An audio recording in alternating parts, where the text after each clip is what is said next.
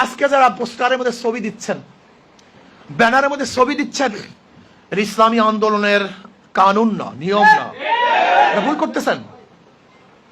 আপনি কার অনুসরণ করতেছেন? আপনি নিজেকে প্রচার করতেছেন। নিজেকে প্রচার করে ইসলামী আন্দোলনের দায়িত্ব না, বরং তার আদর্শকে প্রচার করে ইসলামী আন্দোলনের দায়িত্ব।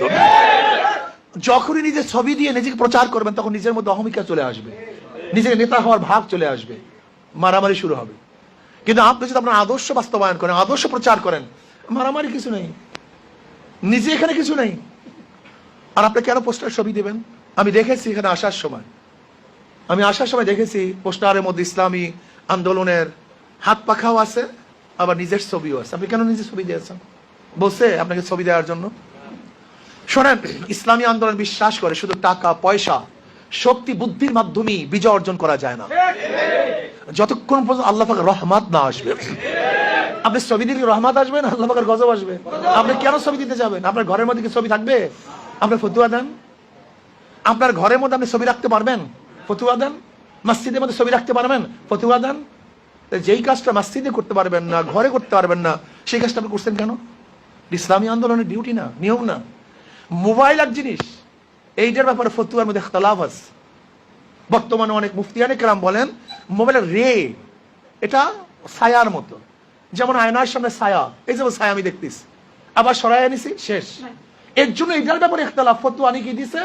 আর আমরা যারা রাজনীতিবিদ, আমরা মনে করি আমাদের এখানে রুখসতের ব্যাপার স্যাপার আছে, এর জন্য আমরা মোবাইল বা এগুলিকে গ্রহণ করছি। কিন্তু আপনি স্টিল ছবি, এটা তো এখন পর্যন্ত আমি জানি না তকি উসমানী সাহেব দামাত বরকাতুহু এই ব্যাপারে এখনো ফতুয়া দেন নেই,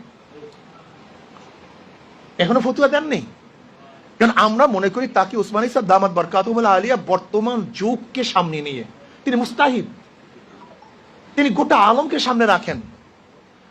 তেনার মেধা শুধু ওয়ালের মধ্যে না, তার মেধা ওয়ালের থেকে অনেক দূরে। সে গোটা দুনিয়ার পলিটিক্সকে সামনে নিয়ে তারপর ফতুয়া তিনি দেন যে কোন সময় কি গ্রহণ করা দরকার, কি দরকার না। এর জন্য আমি মনে করি যার ইসলামী আন্দোলনের পোস্টারের মধ্যে ছবি দেওয়ার প্রবণতা চলে আসছে, এটা আমাদের কানুনের খেলাফ। এটা করবেন না, এটা দরকার নেই। আপনি হাত পাখাকে প্রচার করেন, নিজের ছবি প্রকাশ করতে দেন কেন? তার মানে আমার নিজের প্রচার প্রসার ইসলামী আন্দোলন চায় না। তাহলে কেন? ওমর ইবনে খাত্তাব রাদিয়াল্লাহু তাআলা আনহু যখন অসুস্থ, আবু লুলু যখন তাকে আঘাত করেছে, তিনি অসুস্থ অবস্থায় প্রস্তাব দিয়েছেন, অনেক সাহাবার প্রস্তাব দিয়েছেন যে আপনি আপনার ছেলেকে লিডার বানান, খলিফাতুল মুমিনিন বানান। তিনি কি বললেন? যেই বোঝা আমি বহন করেছি, যে ভার আমার মাথায় ছিল, আমি চাই না আমার কোন সন্তান সেই ভার, সেই ওজনকে বহন করুক।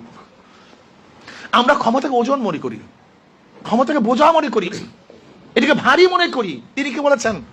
ওমর একাই আল্লাহর কাছে জবাব দেউক, তার কোন আত্মীয়, কোন স্বজন, কোন পরিবার পরিজন আল্লাহর কাছে জবাব দিবে, এটা আমি চাই না। এটা জবাব দিতে মনে করি ক্ষমতাকে। আর আমরা মারামারি করি এখন সভাপতি হওয়ার জন্য, সেক্রেটারি হওয়ার জন্য।